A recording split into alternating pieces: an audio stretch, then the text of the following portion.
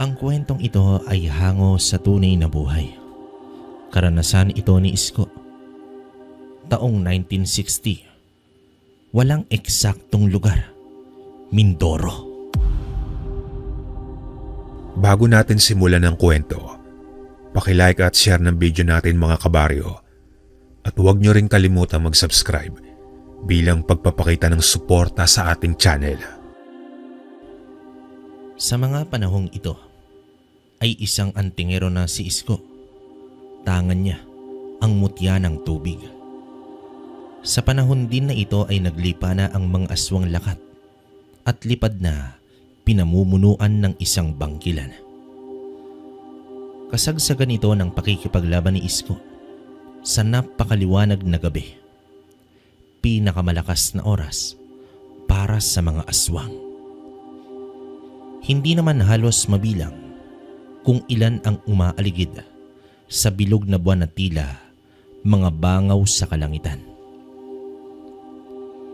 Habang si Isko naman ay nag-iisa at tanging pagluha at panlulumo na lamang ang nagagawa sa bawat tao na pinagtutulungan ng mga aswang. Tila mga lobo na pinag-aagawan ang karne ng mga tao. Ang kanyang pamilya naman ay nakatago na sa ilalim ng lupa at protektado ito ng malalakas na usal. Isa sa pinakamagaling na taglay ng kanyang mutya ay ang kakayahan ng sabulag. Ito ang ginamit niyang paraan upang makaisa sa mga aswang. Subalit, niwala pa sa kalahati ang kanyang napapabagsak sa dami ng mga ito. Paulit-ulit na siyang nagdasal at humingi na ng himala sa kalangitan. Sa bawat isang aswang na kanyang napapaslang ay katumbas nito 5 buhay ng mga taong inosente. Mas nagpapahirap pa sa kanya ang mga lumilipad na mga nilalang. Sinipat din niya ng maigi kung nasaan na ang pinunong bangkilan. Ngunit tila hindi ito sumama sa pag-ataking yun. Dumating na rin sa punto si Isko na ibubuwis niya na ang kanyang sariling buhay. Lumabas na ito sa kanyang pinagkukublian. Lumakad siya sa napakalawak na kapatagan at ikinalat ang kanyang presensya sa hangin. Nang maramdaman ito ng mga aswang, ay isa-isang nagsipuntahan ang mga ito sa kapatagan.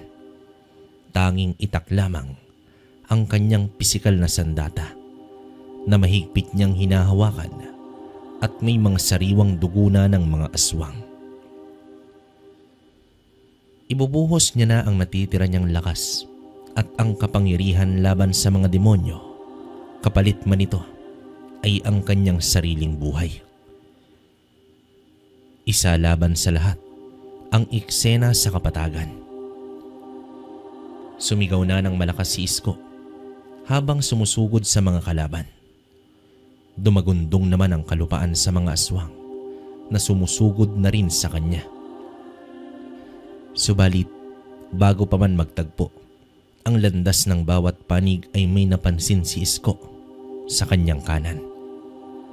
Napahinto naman siya at nakita niya ang isang imahe na may mahabang buhok at balot na balot ang katawan. May dala itong mahabang tungkod na naging isang mahabang talibong. Sa isang bagwis naman ito, sa hangin ay naputol agad ang katawan ng mga aswang lakat. Nagsipulasa naman ang mga nagliliparang aswang. Ngunit sa isa pang pagbagwis ng nilalang ay natanggalan ng mga pakpak ang mga ito. Naghihingalo na itong bumagsak sa lupa. Nanlaki na lamang ang mga mata ni Isko sa kanyang nakita. Sa muli naman ay nag-iba ng anyo ang talibong at hawak-hawak na ito ng nilalang bilang tungkod. Sa pagwari ni Isko ay isa itong matandang lalaki na may mahabang balbas at buhok. Tapusin mo na, antingero! Wika naman ito sa kanya. Dahil sa wala ng kalaban-laban ang mga aswang, ay isa-isa naman itong pinagtataga ni Isko gamit ang kanyang itak at bilis. Hindi naman makapaniwala si Isko na nagtagumpay siya sa gabing yon sa tulong na rin ng misteryosong matanda. Nang matapos na ang mga kalaban, ay nawala na rin ang matandang yon. Kung sino man iyon, ay labis-labis ang pasasalamat ni Isko sa ginawa nitong napakalaking tulong. Sa kanyang pagbabalik sa baryo, ay isang kalunos-lunos na eksena ang kanyang nakita. Napakaraming napaslang, mga iyakan at paghihinagpis ng mga naiwan ang namutawi sa lugar. Napaluhod na lamang sa lupa at yumuko itong si Isko. Humingi naman siya ng tawad sa mga tao dahil sa hindi nito nagawang mailigtas ang karamihan dito. May mga lumapit naman kay Isko at inakay siyang tumayo.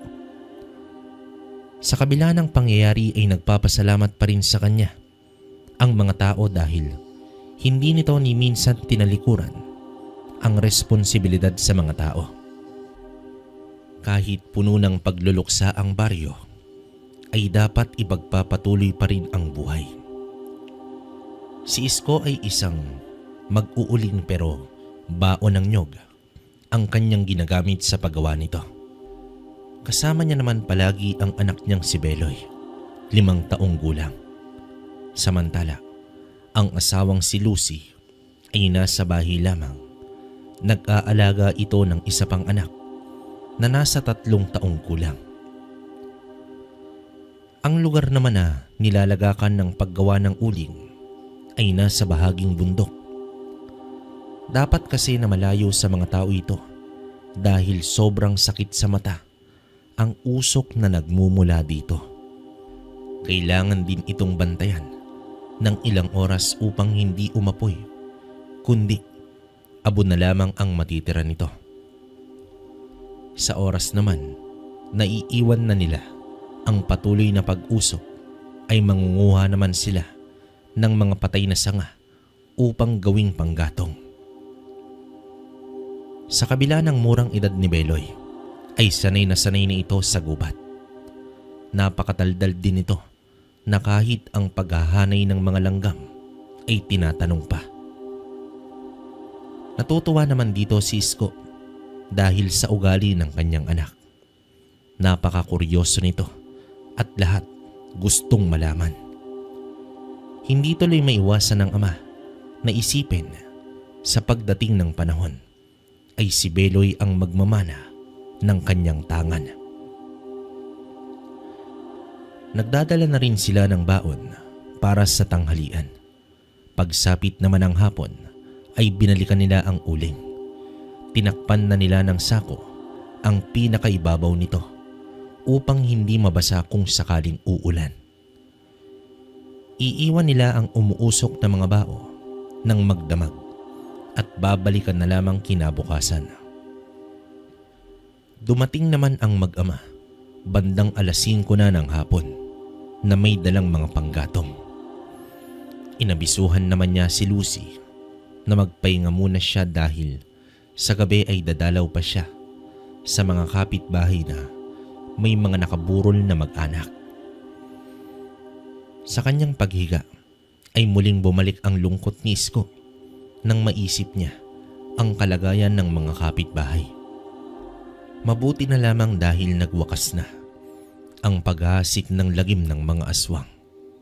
Subalit, ang bangkilan na pinuno nito ay buhay pa. Kaya naman hindi pa rin dapat magpakampante ang lahat ng taga-baryo.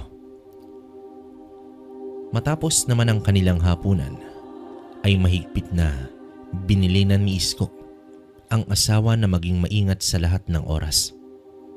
Kung sa bagay, alam na rin ni Lucy ang senyales kung may aswang at ang pangontra sa mga ito. Bago naman umalis si Isko, ay inikot muna niya ang bahay ng 3 beses at nagsagawa ito ng puder. Una niyang pinuntahan ang bahay na malapit lamang sa kanila. Nasa 7 bahay lamang ang pagitan nito. Ramdam na ramdam nito ang kalungkutan na bumalot sa pamilya ng biktima. Hindi rin naman ganoon kadami ang bisita dahil nasa 12 kabahayan ang sabay-sabay na may binuburol. Ganoon kalala ang sitwasyon at bilang antingero ay napakabigat nito para sa kanya. Samantala, sunod-sunod naman sa loob ng ilang linggo ang ginawang paglibing ng mga biktima. Halos mabingi na si Isko sa mga iyakan at paghihinagpis ng kanyang mga kapitbahay. Lumipas ang 2 buwan at nagpatuloy ang kapayapaan sa baryo. Hanggang isang gabi, sumigaw at nagwala na si Dodong dahil nagising na lamang siya. Napatay na ang kanyang asawang buntis. Duguan naman ang tiyan nito at wala na ang sanggol na nasa 6 na buwan na. Nagising ang mga kapitbahay at isang kalunos-lunos ang kanilang nakita sa asawa ni Dodong. May kumatok naman sa bahay ni Isko at nagbigay alam ito sa nangyari. Agad siyang nagtungo sa bahay ng biktima. Gawa nga sa sama ng loob ay si Isko pa ang sinisi ni Dodong. Ano daw ang silbi niya bilang antingero kung hindi niya nagawang pigilan ang aswang na umatake sa kanyang asawa? Merong sumuway naman kay Dodong pero pinigilan ito ni Isko. Naiintindihan ng antingero ang silakbo ng damdamin ni Dodong. Kakatapos lamang ng malaking trahedya at heto na naman, mag-uumpisa ang panibagong dagok sa kanilang buhay. Kinabukasan ay nagsagawa ng pagpupulong ang pinuno ng baryo. Pinag-usapan nila na hindi iasa kay Isko ang kanilang mga buhay. Dapat pati sila ay maging vigilante sa pagbabantay ng bawat isa. Nasa sulok lang nakaupo si Isko at nakikinig sa mga suwestyon at opinyon ng bawat isa. Matapos naman ang pagpupulong ay mag-isang naglakad papauwi si Isko. Kahit maganda ang naisipang plano ng kanyang mga kabaryo ay hindi pa rin ito katiyakan sa kaligtasan ng lahat. Sa nangyari sa asawa ni Dodong, posibleng tiktik o manananggal ang bumiktima rito. Tila tulala naman si Isko habang binabaybay ang daan. Iniisip niya kung saan kaya matatagpuan ang matandang tumulong sa kanya noon. Ni hindi man lang niya nakuha ang pangalan nito.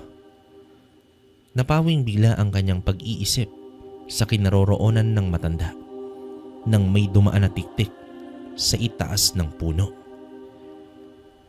Tila hindi man lang nito binigyang pansin ang kanyang presensya, lalo na at may dala pa siyang lampara. Tipong literal na dinaanan lamang siya nito.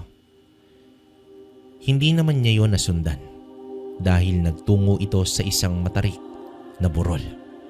Ngayon ay mas lumakas na ang kanyang hinala na isang tiktik ang bumiktima sa kawawang buntis. Eksaktong naghahanda na ng hapunan si Lucy nang siya ay makarating. Ngunit hindi muna siya sumabay dahil wala pa siyang gana. Lalo pa nang malaman niya na may tiktik na umaaligid sa kanilang baryo. Kung paisa-isa lang ang pag-atake ng aswang ay kayang-kaya niya ito. Pero paano na lamang kung katulad ito ng dati na nagsasabay-sabay pa? Isa itong pangyayari na labis na nagpapabagabag sa kanya. Isang umaga nun, dumating si Isko kasama si Beloy sa palengke. Dala nila ang 5 sakong uling. Ilalagak nila yon sa 2 tindahan na kanilang pinagsusuklayan. Humirit naman ang kanyang anak na magpabili ng laruan matapos ang bayaran. Hindi naman tumanggi si Isko, basta lang daw wag yung mamahaling laruan. Tuwang-tuwa naman si Beloy sa nabiling baril-barilan na laruan ng kanyang ama. Bumalik na sila sa kalabaw habang sa kangga nakasakay si Beloy at abala pa rin ito sa kanyang paglalaro. Habang umuusad na sila ay nabaling ang paningin ni Isko sa isang babaeng naglalakad. Kasabay ito ng iba pang mga tao, ngunit kakaiba ang titig nito sa kanya. Matalas at dilat na dilat kung tumingin ang babae. Tumitig din naman si Isko hanggang sa tuluyan na silang nagkalayo. Malakas ang pakiramdam niya na hindi ordinaryo ang babaeng yon. Pagsapit naman ng gabi ay namalagi si Isko sa bakuran. Pinagpuputol na lamang niya ang mahabang sanga upang gawing panggatong. Hanggang sa bawat paghampas niya ng itak sa sanga ay tila may isang tunog na sumasabay, parang huni ng isang ibon. Sa tuwing titigil siya sa pagtaga ay titigil din ang tunog na iyon. Pakiramdam niya noon ay pinaglalaroan siya ng nilalang.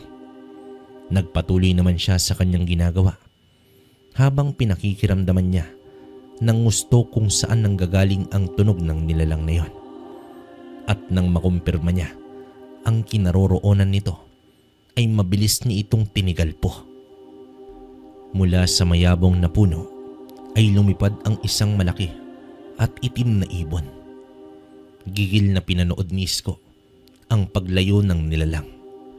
Talagang nananadya itong asarin at paglaruan si Isko. Nagdadalawang isip naman siya. Baka kung isang patibong ang ginawa ng aswang. Naisip niya rin na baka may iba pa itong kasama at bantay sa lakay ang gagawin ng mga ito sa kanyang pamilya. Tumayo naman si Isko at nag-usal at pinakawalan niya sa buong kapaligiran. 4 na ibon pa ang nagsiliparan matapos niyang mag-usal. Subalit, tila nagpalamig lang ang mga nilalang ng ilang gabi. Hanggang isang umaga, ang isang pamilya na naninirahan sa dulo ng baryo ay natagpo ang wala ng buhay.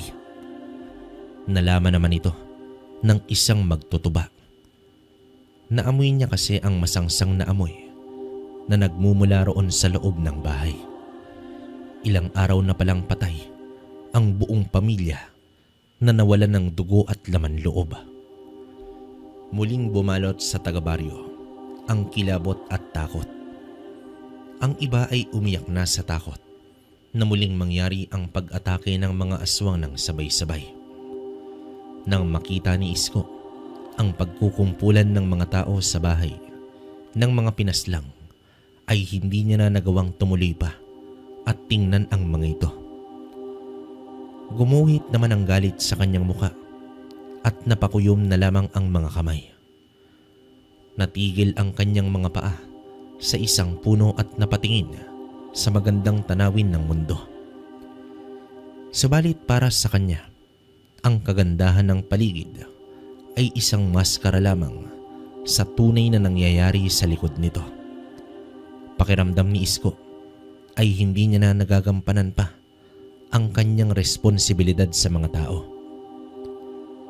Sa kanyang pag-uwi naman ay nadaanan niya ang mga kababaryo na muling nagpulong. Nagkatitigan sila ng pinuno ng baryo at sumenyas ito na lumapit sa kanila. Wala namang mukhang may yarap si Isko kaya humingi siya ng tawad sa mga ito. Nakayuko lamang siya habang naglalabas ng saloobin. Inakbayan naman siya ng pinuno at sinabihang wala naman siyang kasalanan sa mga nangyari.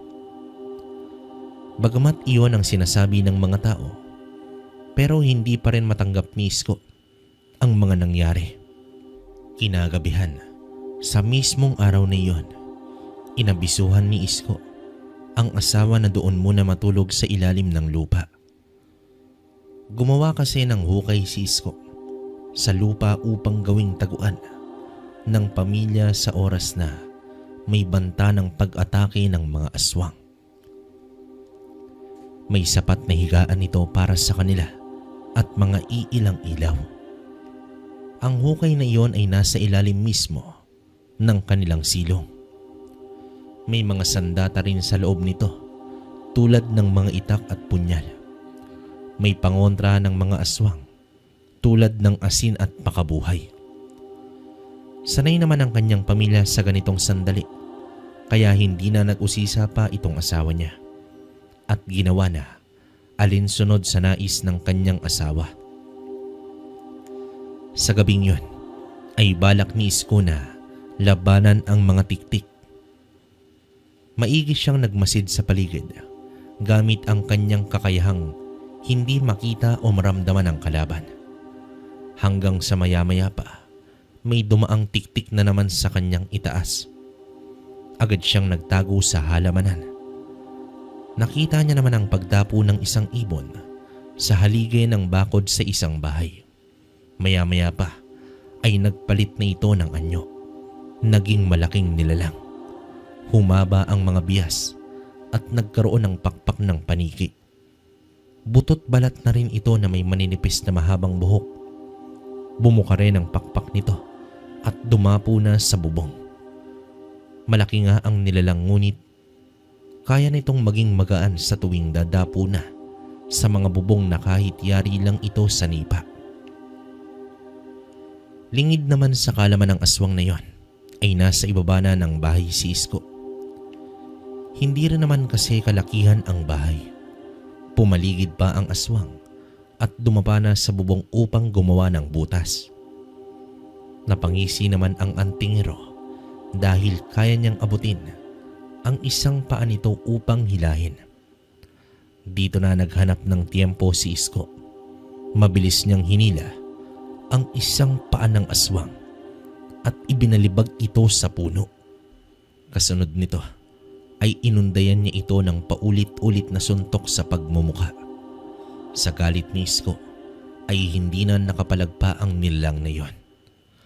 Subalit sa pagpupumiglas nito ay nasipa ng aswang si Isko at nakabawi ang tiktik. Nagbuno ang dalawa hanggang sa nagkakalabugan na sa labas ng bahay, dahilan upang magising ang mga nasa loob nito. Kitang-kita naman nila ang paglalaban ng aswang at tao. Nag-ingay na rin sila upang magising pa ang iba. Sa pagsugod ng mga tao ay bagsak na ang tiktik na yon. Naghihingalo na ito, kaya naman pinaubaya na ni Isko sa mga tao ang buhay ng nilalang na yon. Walang awa nila itong pinagtataga at sinilaban pa. Pakiramdam nila ay kahit papaano nakaganti na sila sa mga demonyong naghahasik ng lagim. Makalipas naman ang ilang minuto ay inabisuhan niya na ang mga tao na magsibalik na sa kanya-kanyang tahanan at pinag-iingat niya rin ang mga ito. Napaslang man nila ang nilalang pero alam ni Isko na marami pa itong kasama. Subalit pagsapit ng umaga ay panibagong biktima na naman ang gumuluntang sa baryo. Sa kasagsagan ng pag-atake ng mga tao sa tiktik ay may isang pamilya din pala ang pinagtutulungan ng mga aswang. 8 ang miyembro ng pamilya at lahat ng ito ay naubos. Isang kabiguan na naman ang naramdaman ni Isko. Dito na siya nagpursiging hanapin na ang matandang may kakaibang talibong. Sa araw ding yon ay nagpasya si Isko nakitain ang kaibigan at kababatang si Diego. Isa rin itong antingero na may tanga ng mutya ng kalamansi. Nasa kabilang bayan pa ito. Nais ni Isko ang magkaroon ng kasangga bago pa man maubos ang mga tao sa kanilang baryo. Diego, minsan ba'y nakatagpo kang matanda na may kakaibang talibong? Maiging tanong naman dito ni Isko. Mukhang wala pa yata paring Isko. Pero may kakilala akong may mga talibong. Pero anong kakaiba ba ang ibig mong sabihin? Tanong naman dito ni Diego. Isang talibong na inihampas lang sa hangin at putol agad ang katawan ng mga aswang. Paglalahad pa dito ni Isko. Kakaiba nga yan paring Isko. Pero wala pa akong nakitang ganun. Tugon naman dito ni Diego. Isang matandang lalaki ang nakita ko minsan na ginamit ang sandatang yon. Siya ang tumulong sa akin upang magapikong pag-atake ng mga aswang sa aming baryo. Wika naman dito ni Isko. Sa kanilang pag-uusap ay naisip ni Diego na baka isang ermitanyo ang taong yon.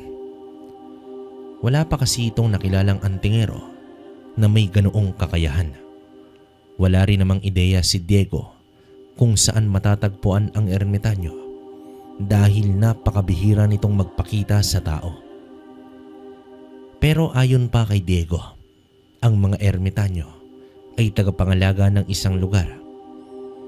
Kaya naman hindi imposible na malapit lang sa baryo ni Isko ang kinaroroonan ng ermitanyo.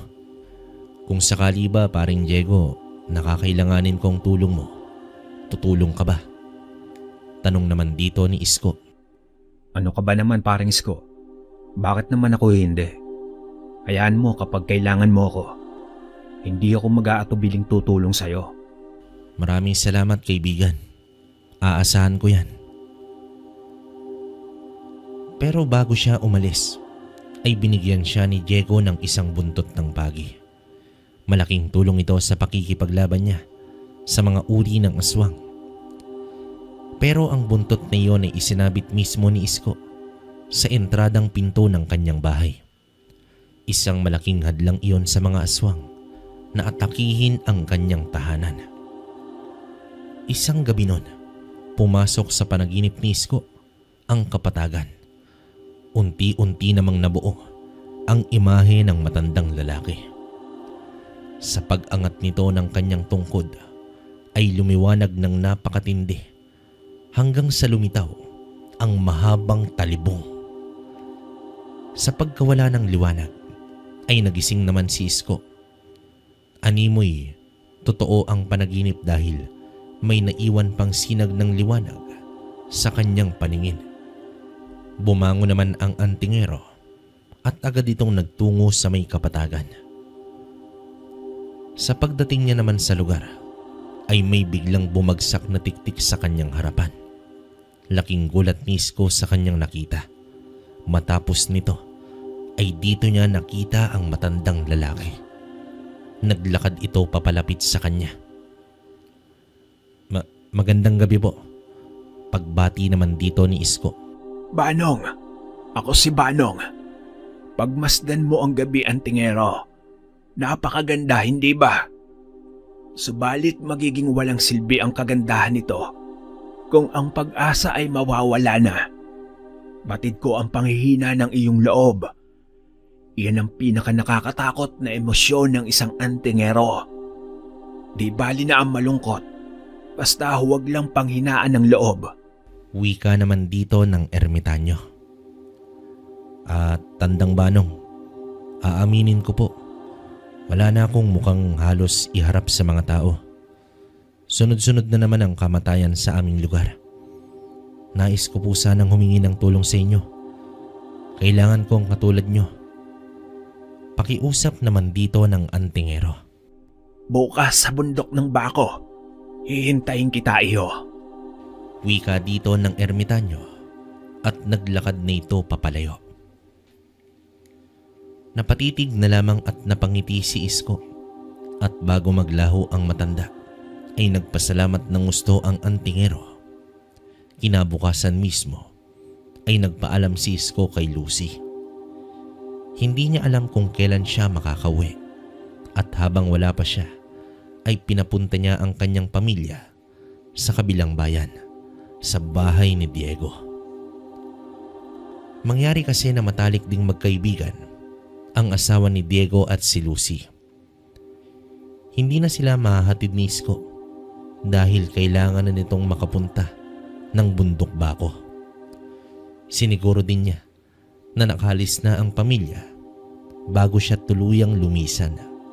Habang inaakyat niya ang bundok ay wala namang mapaglagyan ng tuwa si Isko. Ito na ang hinihintay niyang pagkakataon. Tiyak, malaki ang may tutulong ng ermitanyong si Tandang Banong. Inabot na ng 2:00 ng hapon si Isko. Hindi pa rin niya nasisilayan ang matanda. Kumakalam na rin ang kanyang sikmura. Mabuti na lamang at nakakita siya ng mga prutas sa gubat na iyon. Hanggang sa papalubog na ang araw, ay wala pa rin ang matanda. Sinubukan na natawagin ni Isko ang ermitanyo. Umalingaw-ngaw ang kanyang boses sa lahat ng dako.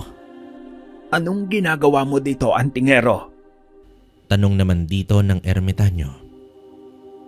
Sa wakas nagpakita na rin kayo.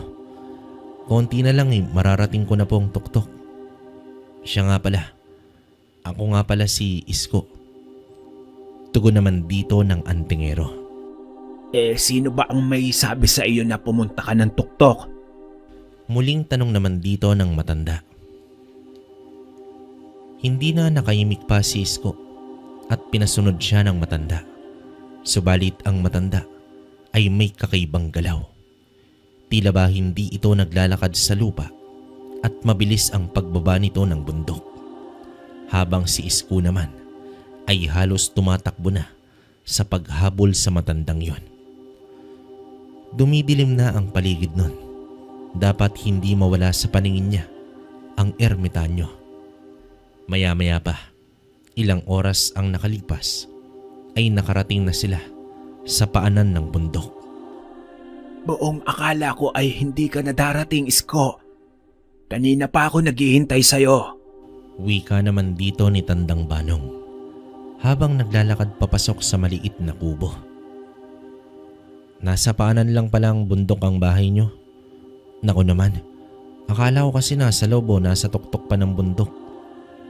Tugon naman dito ng Antingero. Niyaya na siya sa loob ng bahay at laking pagtataka na naman ni Isko dahil nasa isang malawak na sala at may matitibay na muebles. Taliwas ang itsura ng loob kumpara sa labas na parang inabando ng kubo. Hindi na rin siya nagtanong pa dahil isa nga namang ermitanyo ang may-ari ng kubong yon. Niyaya pa ng matanda si Isko sa hapag at bumungad naman sa kanya ang masasarap na pagkain. Nagulat naman siya na may biglang humila sa upuan at nakita niya ang isang maliit na nilalang at niyaya siya nitong maupo upang makakain na. Ipinakilala naman ni Banong ang kanyang kaibigang duwende na si Silverio. Ito daw ang nagpapanatili ng kaayusan sa loob ng bahay at tagahanda ng pagkain. Pumasok na rin ang duwende sa isang silid at nag-iwan ng ngiti kay Isko. Habang lumalantak ng pagkain si Isko, ay nagwika naman si Tandang Banong. Isko iyo, pakiwari ko kaya hindi matapos-tapos ang pamumugad ng mga aswang sa inyong baryo dahil kulang ka sa kilos. Lamang ka sa kakayahan ng mga aswang dahil kaya mong ikubli ang iyong sarili. Ano ba ang katangian ng isang tubig, Isko? Tanong naman dito ng ermitanyo. Ano po? Malamig? Nahihirapang sagot naman dito ni Isko. Anong malamig? Naiirita at mataas na boses ng ermitanyo. Pasensya na po kayo, Tandang Banong. Nauutal na wika naman dito ng Antingero. Tangan mo ang mutya ng tubig. Hindi nalalayo ang taglay mo sa katangian nito. Hanggang ngayon ba ay hindi mo pa kabisado ang mutyang iyan? Paano na ibigay sa'yo ng kalikasan yan kung hindi mo ginagamit sa tama? Galit na wika naman dito ni Tandang Banong. Tumayo ito at lumabas ng kubo. Pasensya na po kayo, Tandang Banong. Kahit ako man din, ramdam ko ang aking pagkukulang. Kaya nga po ko narito upang humingi ng tulong sa inyo. Wika dito ni Isko na agad namang sumunod sa matanda. Batid ko ang paghihirap ng iyong kalooban, Isko. Pero ito ang tandaan mo. Ang tubig ay may katangiang umuko pa sa lahat ng bagay hanggat may nalulusutan o nadadaanan ito. Sumusuyod ito sa lahat ng bahagi ng kalupaan. Yun din sana ang gagawin mo. Tugon dito ng ermitanyo sa malumanay na boses. Sa mismong gabi na yon ay ginawaran ni Banong si Isko ng karagdagang kapangyarihan. Pinataas nito ang antas ng kanyang mutya. May ibinahaging mga usal rin ng matanda at naramdaman ni Isko ang kakaibang enerhiya sa kanyang katawan. Nanatili pa ng isang araw si Isko sa poder ng ermitanyo upang sanayin pa ang kanyang sarili sa mga bagong usal. Nang maramdaman na ni Isko na kaya niya nang gamitin ang mga ito, ay nagpasya na itong bumalik sa baryo. Hindi niya kasi maiwasang mag-alala sa mga tao, pero napansin ni Tandang Banong ang pagsipat ni Isko sa kanyang tungkod. Nais mo bang mapasa iyo ang sandatang ito, Isko? Nakangiting tanong dito ng ermitanyo. Aba, oo naman po. Nakita ko na kasi ang kakayahan niyan. Tungkod na nagiging talibong. Masayang tugon naman dito ng antingero. Dahil dito ay inilabas ni Banong ang talibong at inabot kay Isko. Subalit ng kanyang itong hawakan ay biglang tumilapon si Isko. Natawa ng labis ang matanda habang si Isko naman ay dumikit ang katawan sa isang puno. Kita mo, ni hawakan nga ay hindi mo magawa. Mapapasayo lang ito kapag nagawa mo na itong hawakan na hindi ka tumitilapon. Patuloy naman sa pagtawa ng ermitanyo. Napangiwi na lamang si Isko dahil sa pananakit ng kanyang likuran. Dito niya napagtanto na hindi pangkaraniwan ang taglay ng talibong. Kung siya nga na kanan ang tangan, ano pa kaya ang mangyayari kung nasa kaliwa ang hahawak nito? Sa pagbalik niya naman ng baryo, ay bumulaga kay Isko ang unang bahay na may nilalamayan. Imbes na magalit ay pinakalma niya ang kanyang sarili. Nagbigay galang siya sa may bahay at tiningnan ang nakaburol. Matapos ang konting pag-uusap, ay umalis na si Isko. Nagpunta ito ng kanyang bahay. Mag-isa at malalim ang iniisip. Hinihintay ang pagsapit ng gabi. Sa gabing ito ay sisiguruhin na ni Isko na magwawakas na ang paghahasik ng lagim ng mga tiktik. Dito hinasa niya ng maigi ang sandatang itak. Kinuha niya rin ang buntot pagi na nasa tarangkahan nakasabit. Nang lumalim na ang gabi, ay lumabas na si Isko ng bahay. Sa gitna ng katahimikan, ay nag-umpisa na si Isko sa kanyang pag-uusal. Dahan-dahan niyang ibinuka ang mga palad at kumalat ang kapangyarihan ng kanyang usal sa paligid. Ang usal na iyon ay tumatawag ng pansin sa mga aswang upang lumabas sa kanilang mga lungga. Nagdudulot din ito ng hindi magandang pakiramdam. Kaya naman naiengganyo ang mga ito upang harapin at tapusin kung sino man ang may gawa nito. Patuloy naman sa pagpapakawala ng usal si Isko habang naglalakad ito patungo sa may kapatagan. Halos kalahating oras ang lumipas. Isa-isang naglilitawan sa malapad na lugar ang mga tiktik. Tila iritable ang mga ito sa ginagawa ni Isko. Ngunit hindi lang ang mga aswang ang nakaramdam ng kanyang usal, kundi may isa pang nilalang, ang mangkukulam na si Sutano. Samantala, nasa paligid na ni Isko ang mga tiktik na nasa higit 10 ang bilang. Inilabas na rin ng antingero ang kanyang itak at latigo. Umaatungal na ang mga nilalang na iyon. Handa na anumang oras sa pagsugod. Sa pagtigil niya sa kanyang usal, ay hudyat na ito ng isang digmaan. Tapyas agad ang balat ng aswang nang madampian nito ng latigo na gawa sa buntot ng pagi. buong tapang na nakipaglaban si Isko sa lahat ng aswang na yon. Walang patid na pinagtataga niya ang mga ito. Ibinuhos ng antingero ang matagal niya nang kinikimkim na galit sa mga nilalang. Dito ipinamalas na ni Isko ang taglay ng kanyang tangan. Nawawala at lumilitaw na lamang siya sa magkaibang direksyon, dahilan upang naiisahan niya ang mga kalaban. Hanggang sa binitawan niya na ang isa pang usal na nagpatigil sa 3 tiktik na natira. Nilapitan niya isa-isa at pinagpapalo ng latigo. Nais niya kasi na pahirapan muna ito ng gusto bago tuluyang paslangin.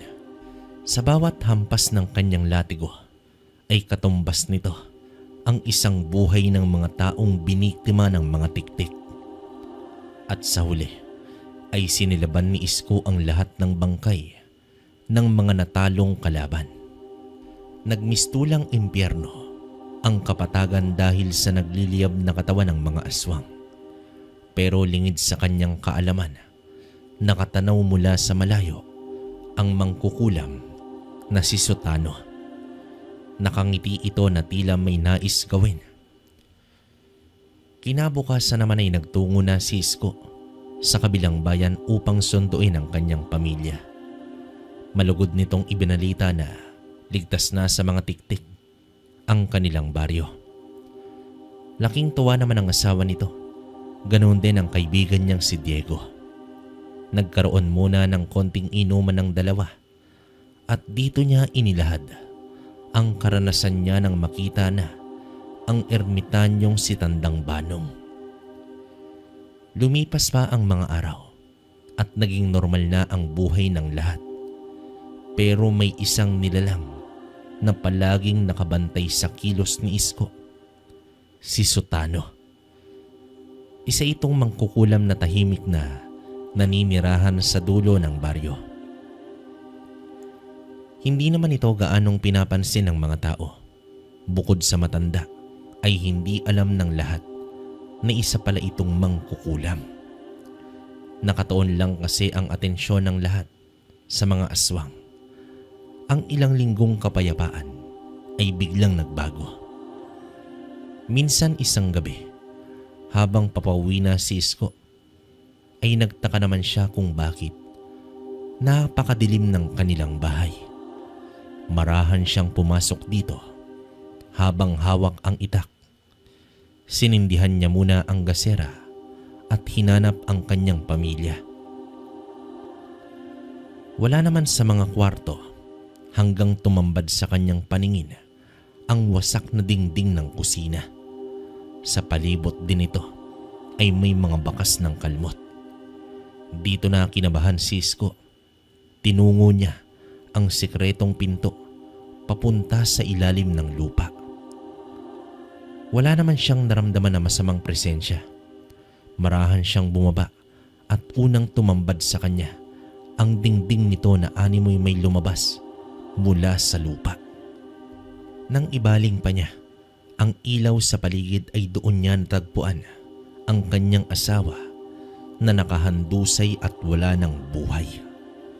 Ilang hakbang pa ay ang 2 anak niya na wala na ring buhay. Wakwak ang harapan ng mga katawan na tila inataki ng mababangis na hayop. Nais sumigaw ni Isko sa labis na kalungkutan at panlulumo, ngunit tanging luha na lamang ang nailabas niya. Hindi niya matanggap na ang mga biktima ay ang kanya ng sariling pamilya.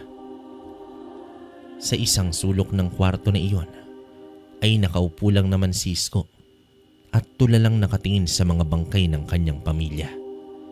Sa kanyang pagsiyasat sa butas ng lupa ay naisip niya na maaring abwak ang umatake sa kanyang pamilya. Mahirap man kay Isko, isa-isa niyang inilabas sa kwarto ang kanyang mga mahal sa buhay. Humingi na rin siya ng tulong sa mga kapitbahay. Matapos ng ilang araw, nag-aagaw sa sarili ni Isko ang galit at lungkot, subalit hindi siya nagpatinag sa pinakamasakit na nangyari sa kanyang buhay.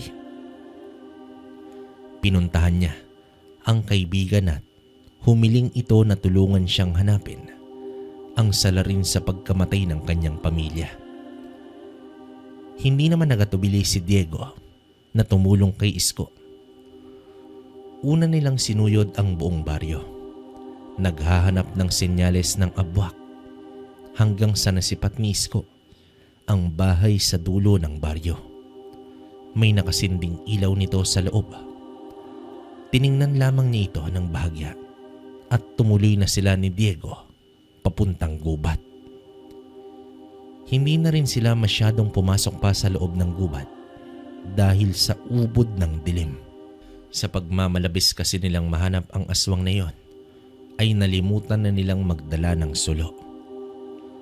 Sa kanilang pagbalik ay muling nabaling ang atensyon ni Isko sa bahay naman ni Sotano. Wala naman siyang naramdamang kakaiba dito. Sa ilang gabi nilang paglilibot sa baryo ay wala talagang senyales ng aswang. Pero nag-iiba na rin ang kutob ni Isko nang makitang muli ang bahay ng matandang si Sotano. Sa lahat kasi ng mga nangyari sa baryo ay ang bahay lang niya ang hindi inatake ng aswang. At sa kabila na nag-iisa lang ito ay hindi man lang inatake ng mga nilalang. Inabisuhan niya si Diego na pagmasdang maigi ang bahay ng matanda. Muli namang nag-usal si Isko at pinuntiriyan niya na ang bahay ni Sotano. Sa ilang minutong paulit-ulit niya itong ginawa ay lumabas na rin ang pinto ang nilalang. Sinipat nito ang buong paligid na tila may hinahanap. Hanggang sa may isang nilalang na umahon sa lupa. Nagulat si Sotano at agad itong nag-orasyon na tila pinipilit niyang bumalik sa hukay ang nilalang na yon. Anak na, maranghig ang umatake sa pamilya ko at ang may gawa nito, itong si Sotano. Hayop kang matanda ka, may lihim ka palang tinatago. Wika naman ni Isko sa mahinang boses. Diyos ko, paring Isko. Hindi basta-basta ang makakalaban natin. Sambit naman dito ni Diego. Nanatili naman silang nakatago sa isang puno habang sinisipat ang ginagawa pa ni Sotano. Maya-maya pa ay pumasok na ito sa bahay. Nang matiyak na ng dalawa na wala ng ibang nilalang sa paligid ay tahimik silang lumapit sa bahay ng matanda. Subalit, laking gulat nila dahil wala ng tao sa loob nito. Nilibot ni Diego ang paligid ng bahay pero wala talaga ang matandang yon. Nagpasya na lamang ang dalawa na bumalik sa bahay ni Isko. Pagsapit ng umaga ay nagmanman naman si Diego sa bahay ni Sotano. Subalit, walang palatandaan na may tao ito sa loob. Kinagabihan din, sa mismong araw na yon, ay naghanda na ang dalawang antingero para sa muli nilang paghahanap sa aswang. Unang lumabas si Diego, subalit bigla itong natigilan. Sa paglapit ni Isko ay tumambad sa kanila ang mga nilalang na unti-unting umaahon sa lupa. Masyado ka ng pakialamero, Isko. Hadlang ka sa aking mga balak. Sambulat dito ni Sotano. Anong klase kang nilalang matanda ka? Galit na wika naman dito ni Isko. Bahala ka na kung ano ang iisipin mo. Siguro naman sa pagkakataong ito ay matatalo ka na ng aking mga alagad. Sambit naman dito ng mangkukulam. Dito na napag-alaman ni Isko na si Sotano pala ang nagpapasok ng mga nilalang sa baryo. Noong una ay nakipagkasundo ito sa isang bangkilan. Sumunod naman ay sa mga tiktik. Pero lahat ng iyon ay nabigo kaya gumawa na siya ng sarili niyang alagad, ang mga maranhig. Ngayon ay alam na ni Isko kung bakit hindi niya maubos-ubos ang mga masasamang nilalang sa kanilang lugar ay dahil pala ito kay Sotano. Samantala, patuloy sa pagdami ang mga maranhig sa paligid. Tinigal po ito ni Diego, ngunit bumabalik lamang ang mga aswang na walang kamatayan. Wala nang nagawa pa ang dalawa, kundi ang makipaglaban sa mga nilalang na iyon. Dumistansya naman si Sotano at masayang nanonood sa laban ng mga antingero at sa mga uri ng aswang na hindi namamatay. Ilang minuto na ang labanan, ngunit hindi man lang nababawasan ang kalaban. Aminado naman ang dalawa na nahihirapan na sila. Bukod sa malalakas ang mga ito, ay wala itong pakialam sa mga bagay na pangontra ng aswang, sa kadila ng hindi sila nakakaramdam ng sakit kahit pagputol-putulin pa ang mga bahagi ng kanilang katawan. Pare, ano na ang gagawin natin? Uubusin lang ng mga ito ang ating lakas. May isang usal pa akong alam. Harangan mo sila upang may sagawa ko ito. Matapos masabi ni Isko, gumawa ito ng hugis bilog na guhit sa lupa at sinimulan ng isang pagdarasal, habang si Diego naman ay nahihirapan na sa pagpigil sa mga nilalang. Ilang minuto pa at pinakawalan na ni Isko ang usal na iyon. Isang napakalakas na enerhiya ang lumabas mula sa bilog na hugis na naging dahilan upang magtalsikan ang mga nilalang. Maging si Sotano ay naapektuhan sa usal na iyon. Sa galit ng mangkukulam ay gumanti rin ito ng orasyon, dahilan upang magbalik sa buhay ang mga maranhig. Nang makita ni Isko ang paggapang ng mga maranhig ay pinatakas niya na si Diego. Ngunit ayaw siyang iwan ito. Hanggang sa may bumagsak na isang talibong sa harapan ni Isko. Mula sa dilim ay lumabas na si Tandang Banong at tumango na ito sa kanya. Pahiwatig na gamitin niya ang talibong kontra sa mga maranhig. Tumungo naman ang ermitanyo sa kinaroroonan ng mangkukulam. Samantala, nagdadalawang isip man ay wala nang magagawa si Isko kundi bunutin ang talibong. Nang mahawakan niya na ang sandata ay hindi na siya tumalsik pa. Buong lakas niya itong binunot at sa paghampas niya ito sa isang maranhig ay agad nalusaw ang nilalang na iyon. Patuloy na sumusugod ang mga nilalang at walang habas naman itong pinagtataga ni Isko hanggang sa tuluyang naubos ang mga ito. Hinanap ng dalawa si Tandang Banong at doon nila ito natagpuan sa may kapatagan. Labis naman ang pagmamakaawa ni Sotano sa ermitanyo habang nakaluhod ito. Patawarin mo ako, ermitanyo.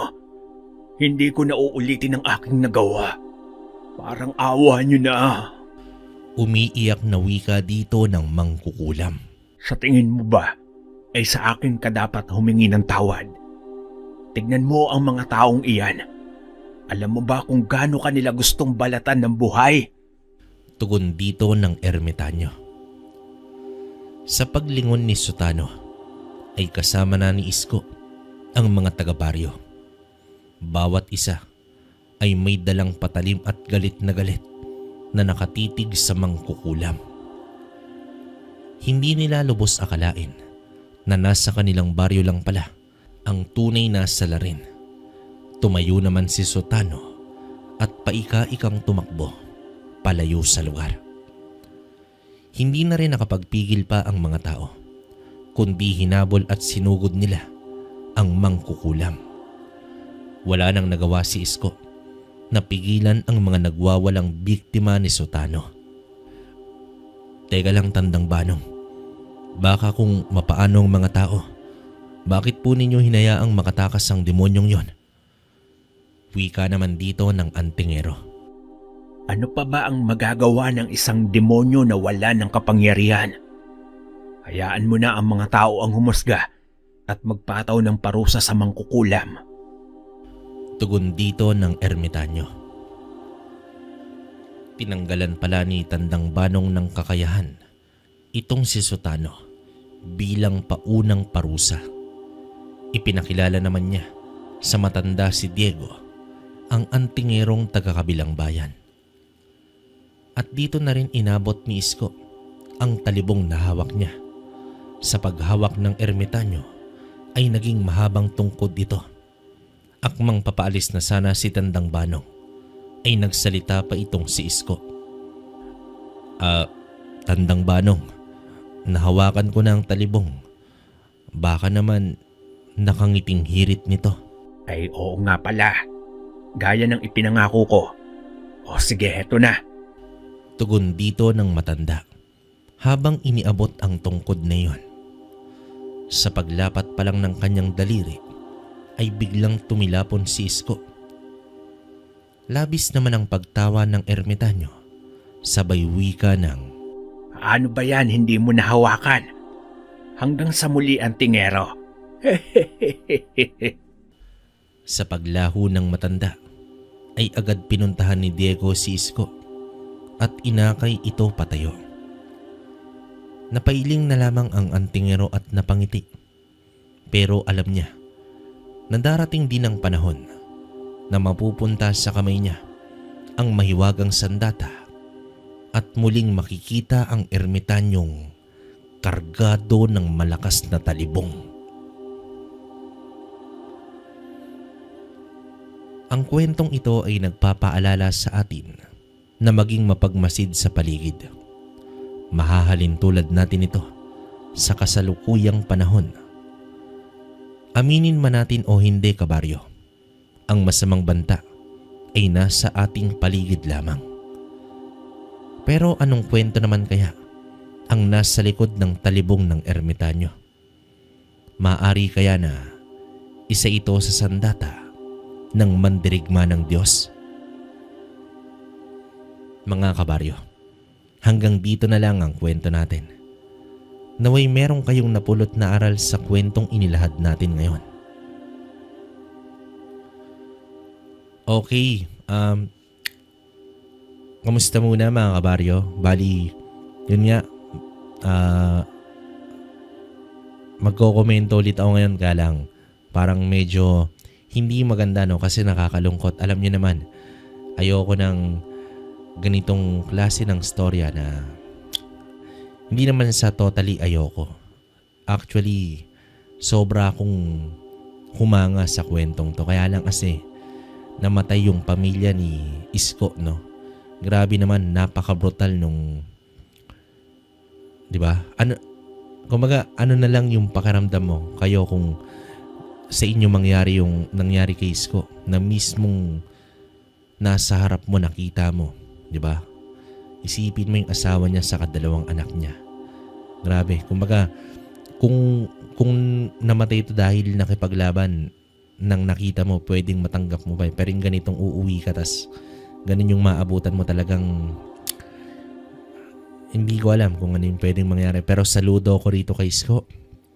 Yun nga, sabi niya, hindi siya nagpalamon doon. Kumbaga, isinantabi niya yung ganong pakaramdam. Kasi kung wala, kumbaga parang kung pinilit niyang yon yung maramdaman niya na sobrang pagluluksa, maaaring iwan niya yung pagiging antingero. Mas lalong walang nangyari, di ba? Kaya doon, sumaludo kay Isko. Saka yun nga, medyo curious ako dito sa ermitanyong to, kay Tandang Banong. Feeling ko maraming kwento to. Sana naman makapagkwento to, kasi parang dito umikot yung kwento kay Tandang Banong kasi nga misteryoso, no? Antindi, tungkod na nagiging malakas na talibong, di ba? Grabe, alam naman natin yan. Ang talibong na isa yan sa mga paunang sandata sa mga aswang. Saka yun nga, malakas pa rin tong si Isko kasi alam nyo naman yung tindi ng sabulag ng mutya ng tubig, di ba? Wala na tayong lahat pag-usapan yan. Isang napakalakas na mutya din yan. So, yun lang. Medyo nalungkot ako sa kwento natin, kabaryo. Kayo na lang bahala magbigay ng komento. Pasensya na rin, hindi tayo masyadong nakakapag-komento ngayon kasi sobrang busy tayo. Alam niyo naman, start ng taon natin. Pero babalik na tayo. Dating gawi, araw-araw tayong may shoutout saka may komento. Yon, hintayin nyo lang. Tapos comment down below para mabasa ko sa mga susunod na upload natin yung shoutout ko sa inyo. Grabe. Sobrang salamat ko rin sa inyo kasi patuloy nyo kaming sinusuportahan. Maraming salamat. Asahan nyo na hanggang may boses tayo, maglalad ako ng mga kwento sa inyo. Yan. Tapos yun nga pala, suportahan nyo rin yung channel namin ni Tito Proy, Kwentong Kalakbay. Yan. Tinitingnan namin kung, kasi pansin nyo, nandun yung pinsan ko si Jen. Medyo abala siya, kaya tinitingnan namin kung babalik kami ni Tito Proy doon. Na dalawa ulit kami. Actually, 3 naman kami ron, kaya lang syempre si Jen na yung narrator doon. Pero titingnan natin. Yon, Kwentong Kalakbay, saka eto, Kwentong Baryo, saka Kwento ni Kabaryo. Yan. Sa Kwento ni Kabaryo, solo ko lang naman yon. Tapos dito, dalawa kami ni Tito Proy. Yon. Muli, maraming salamat sa inyo mga kabaryo. Meron tayong TikTok page na Kwentong Baryo. Bisitahin nyo rin. Palike na rin para alam nyo na, suportang tunay. Yun lang. Hangad ko na nasa mabuti kayong kalagayan at ingat kayong lahat. Hanggang dito na lang mga kabaryo. Hanggang sa susunod na kwento. Salamat.